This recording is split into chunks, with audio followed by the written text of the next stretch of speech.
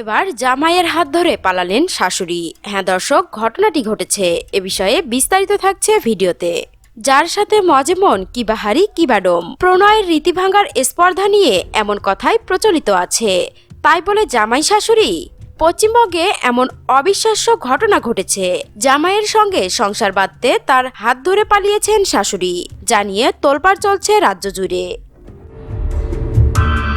শনিবার পালিয়ে গেছেন রাজ্যের হাওড়া জেলার লিলুয়া থানার বাসিন্দা ওই দুজন। শাশুড়ির নাম শেফালি দাস, জামাইয়ের নাম কৃষ্ণগোপাল দাস। তাদের সন্ধান চেয়ে এবং বিচার দাবিতে লিলুয়া থানায় লিখিত অভিযোগ দিয়েছেন শেফালির স্বামী বাবলা দাস ও মেয়ে কৃষ্ণগোপালের স্ত্রী প্রিয়াঙ্কা দাস। স্থানীয় সূত্রে জানা গেছে, লিলুয়া থানার অন্তর্গত জগদীশপুর নতুন বিশ্বাসপাড়ার বাসিন্দা বাবলা দাস পেশায় ভ্যান চালক। 2017 সালে তার মেয়ে প্রিয়াঙ্কার সঙ্গে রামপুরহাটের বাসিন্দা কৃষ্ণগোপালের বিয়ে হয়। কাজের সূত্রে তিনি ঘরজামাই হিসেবে শ্বশুরবাড়িতে থাকতেন।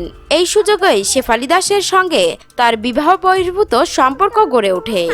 প্রিয়াঙ্কা দাস তার লিখিত অভিযোগে জানান, বিয়ের পর থেকেই স্বামী কৃষ্ণগোপাল তাকে মারধর করতেন এবং অশ্লীল ভাষায় গালাগাল করতেন।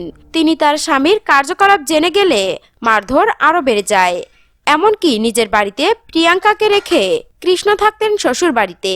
এই সুযোগে শেফালি ও কৃষ্ণের ঘনিষ্ঠতা আরও বেড়ে যায়, যার জেরে শনিবার তারা পালিয়ে যায়।